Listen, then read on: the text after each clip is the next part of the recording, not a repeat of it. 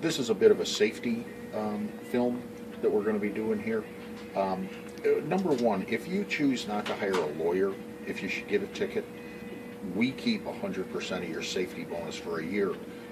The point is that if you don't care about your CDL, then we're not as interested in it either. The thing is we'd like you to hire an attorney for that, for any kind of a ticket. It is your livelihood. Um, Masking's not allowed. Once you have a CDL, you can't go to driver's school and make a ticket go away. It's going to count on your car insurance. It's going to count on my insurance, all of those different things. Don't forget, too, no matter what the DOT does with medical cards, you will still need a medical card at this point for the Department of Defense. You're held to a higher standard in accidents than our cars. I can be drunk passing you in a no passing zone, and you're under an obligation to slow down so that I don't head on another car. That's an obligation that you have once you have a CDL. You're held to this higher standard. I don't determine accidents. The DOT determines accidents. So important that you err on the side of safety. If you're sleepy, pull over, guard the load, be safe. If you find you're getting sleepy 2 times a week, this probably isn't the job for you. You need a job where maybe you can be able to sleep during the nighttime hours. Don't forget, any tickets, you have a choice, whether to speed, be compliant, not speed. That's a choice you make. If you make a choice that you're going to be out in the 3rd lane and it says trucks use right lane, that's a choice you make. You need to make good choices. You can see by our safety record, by our CSA scores, we hire drivers that make good choices.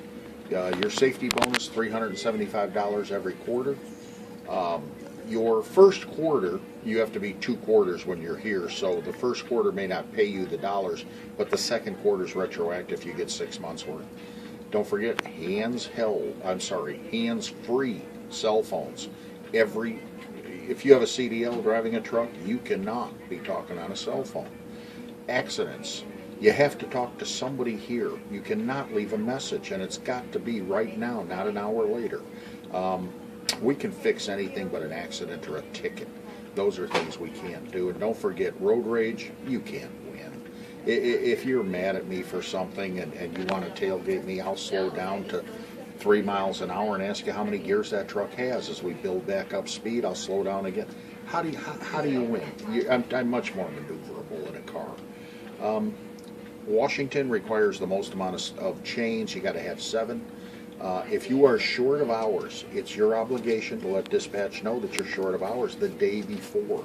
We will not dispatch you on a load and tell you things like, don't worry about it, pick it up, we'll worry about it later, we'll figure it out. Because that means that the company's going to dump it on the driver.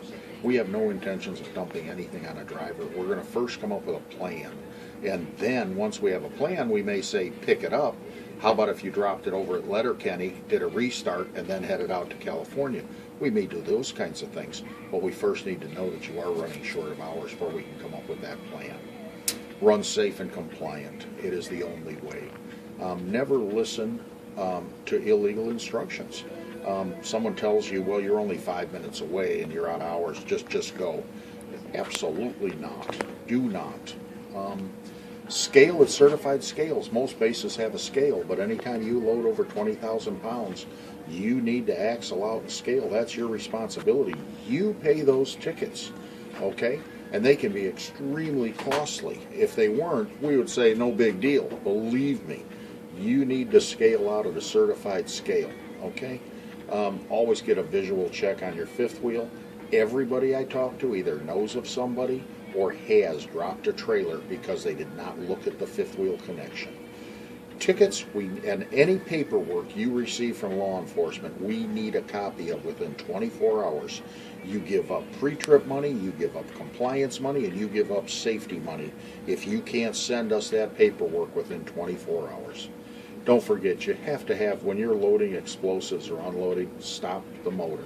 You're going to find that most bases are going to have a safety officer sitting away with binoculars, and he's looking at his loaders to make sure that that motor's not running. Fuel at the last fuel pump anytime you have explosives. Don't forget, drop your trailer low. We have air ride. If you don't, and you go back to pick it up out of a secure hold, you're going to be too high. You're going to damage a drum box, do all those things. Leave it an inch or two low when you crank down your landing gear. No riders at any time in the truck.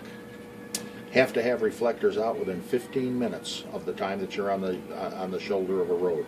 You got to be 5 feet from the travel portion of a road. Yet, you can stop in the middle of a 2-lane road if the police want to pull you over and stop you because you follow the direction of the man with the gun. It's a very simple. Department of Defense is simple and effective. So police turn on their lights. They want you to stop. Stop now. Don't go to the next exit and think, well, I want a safe place for the officer. You may let the officer come up and say, I have explosives. If you have a better place for us to stop for your safety and mine, I'd be happy to do it. But ask. Never direct. I'm going to do this. He's wondering, what the heck's wrong with this guy? Why won't he stop? All you've done is aggravated the person who has a choice to either give you a ticket or not give you a ticket. Don't forget smoking 25 feet away, and you cannot smoke in the sleeper berth. Railroad tracks. Got to stop at all railroad tracks. Anytime you have hazmat, and particularly explosives, you will fail a trans team inspection if you roll a railroad track. And don't forget, a stop is nose down, nose up, nose rest. That's a stop. Now, if there's 2 tracks and there's room between those 2 tracks to stop your unit without any portion of that unit being on the railroad tracks, that's 2 stops. Stop for the first track, stop for the second track. If they're close enough that there's not enough room for that unit to be in between the tracks, 1 stop. Follow direction of the man with the gun. If he's waving you through a railroad crossing, you can follow the direction of the man with the gun. In this instance, you may say, look, I'm just not comfortable with not stopping for a railroad track. He may get a little bit frustrated, like, I'm asking you to go, come on. But you stop at that railroad tracks. Don't forget, wear a seatbelt. This is 21 points when it happens.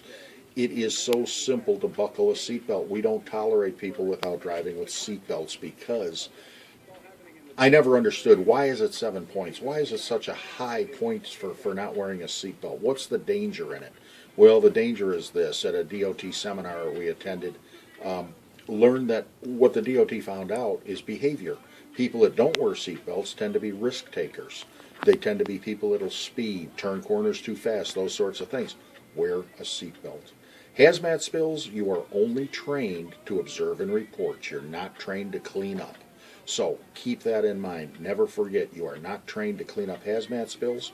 Also, anytime you load more than 20,000 pounds, you have got to scale at a certified scale, either a J scale or a CAT scale, something along those lines, where you have your scale ticket and you have to axle out. You've got to be sure that you're not overweight on any axle, or you'll pay the fine.